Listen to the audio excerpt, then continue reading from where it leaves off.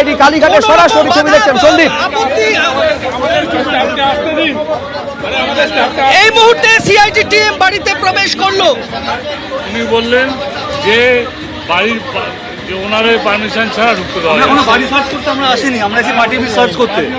আসুন এই ও কালীঘাট থানার ওসিকে ডাকুন, এনাদের বলবেন। যেহেতু সরকারি হবে অ্যাড্রেস দেওয়া ছিল পার্টি আপনার বড় মুখে একবার ডাকুন না, বড় একবার এইখানে বড়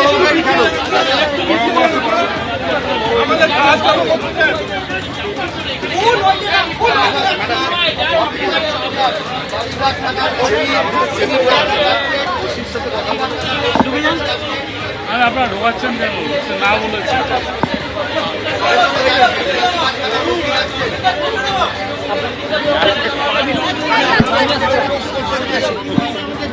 আমরা তো লফুল কাজ করতে এসেছি। বলুন। আমরা তো লফুল কাজ করতে এসেছি। আপনি উনি তো পুলিশটা। হ্যাঁ পুলিশটা। হ্যাঁ, তাহলে আপনি তো আটকাতে পারেন। এনারা তো লফুল কাজই করতে এসেছেন, আপনারা যদি বিয়ে করেন আপনারা আটকাতে পারেন না তো। আমরা কোনো হাউস সার্চ করতে তাহলে কি করছেন? পার্টি অফিস সার্চ করতে এসেছি। পার্টি অফিস সার্চ করতে এসেছেন। যে সার্টিফিকেট আপনাদের সরকারি হয়ে জানানো ছিল আমাদের কাছে সার্টিফিকেট পার্টি অফিস, এখান থেকে নোটিশ আমাদের সার্ভ হয়েছে। আপনি আটকাচ্ছেন কেন? ছেড়ে দিন। আমি আটকাচ্ছি না, পীযূষ পান্ডে সাহেবকে আমি ফোন করেছিলাম। আটকাচ্ছেন কেন? দাঁড়ান না স্যার, অনেক দূর দাঁড়িয়ে আছি। চলো, এত লোক আপনারা অনেক দাঁড়ান স্যার।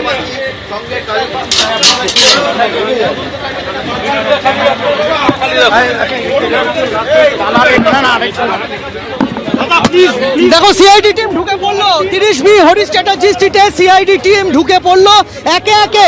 সিআইডি আধিকারিকরা তারা 30B হরিশ চ্যাটার্জি স্ট্রিটের বাড়িতে ঢুকেছেন। তাদের বক্তব্য যে এখানে যে তৃণমূল কংগ্রেসের কার্যালয় রয়েছে সেই পার্টি অফিসে তারা তল্লাশি করতে এসেছেন। আমরা দেখতে পেলাম যে তাদেরকে বাধা দেওয়া হয়েছিল,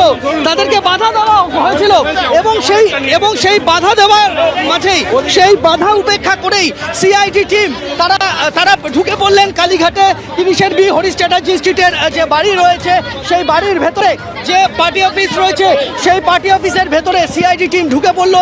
এবং আমরা দেখতে পাচ্ছি যে এই মুহূর্তে সিআইডি টিম তারা 30B হরিশ চ্যাটার্জি স্ট্রিটের ভেতরে একটা লম্বা সময় তারা অপেক্ষা করেছিলেন এবং সেই লম্বা সময় অপেক্ষা করার পর এই মুহূর্তে কিন্তু সিআইডি আধিকারিকরা ঢুকে পড়েছেন এবং তারা ভেতরে একেবারে 30B হরিশ চ্যাটার্জি স্ট্রিটের ভেতরে তারা এই মুহূর্তে দাঁড়িয়ে রয়েছেন। প্রথম দফায় পুলিশের তরফ থেকে কলকাতা পুলিশের যারা নিরাপত্তা আধিকারিকরা ছিলেন তাদের তরফ থেকে জানানো হয়েছিল যে সময় চাওয়া হয়েছে, আরও কিছুটা সময় চাওয়া হয়েছে, সময় দিতে বলা হয়েছে, পরবর্তীতে আসতে বলা হয়েছে সিআইডি টিমকে। কিন্তু সিআইডি আধিকারিকরা তারা জানিয়ে দেন যে কোনোভাবেই সময় দেওয়া যাবে না এবং আজই তারা তল্লাশি অভিযান চালাবেন, তারা সার্চ চালাবেন এবং সেই সার্চ অপারেশন এই মুহূর্তে কিন্তু শুরু হয়ে গেল যখনই সিআইডি টিম কালীঘাটে 30B হরিশ চ্যাটার্জি স্ট্রিটের ভেতরে প্রবেশ করলো। একেবারে সরাসরি সন্দীপ এই ছবিটা আমাদের তুলে ধরছে। প্রায় 45 মিনিট ধরে বাধা দেওয়া হলো সিআইডি আধিকারিকদের। শেষ পর্যন্ত একেবারে কালীঘাট থানার আধিকারিককে সঙ্গে নিয়ে এসে ভেতরে প্রবেশ করলেন সিআইডি আধিকারিকেরা। কালীঘাটে হরিশ চ্যাটার্জি স্ট্রিটে তৃণমূলের পার্টি অফিসে তল্লাশির জন্য সিআইডি আধিকারিকেরা এসেছেন বিধানসভায় সই জালিয়াতি কাণ্ডে। এর আগে তিনবার নোটিশ পাঠানো হয়েছিল অভিষেক বন্দ্যোপাধ্যায়কে, কিন্তু সেই নোটিশে তিনি হাজিরা দেননি। তৃতীয় নোটিশে আজকে বিকেল 5টার মধ্যে অভিষেক বন্দ্যোপাধ্যায়কে ভবানী ভবনে হাজিরা দিতে হবে। আর তারই মধ্যে সিআইডি পৌঁছে গেল হরিশ চ্যাটার্জি স্ট্রিটে তৃণমূলের যে পার্টি অফিস সেখানে।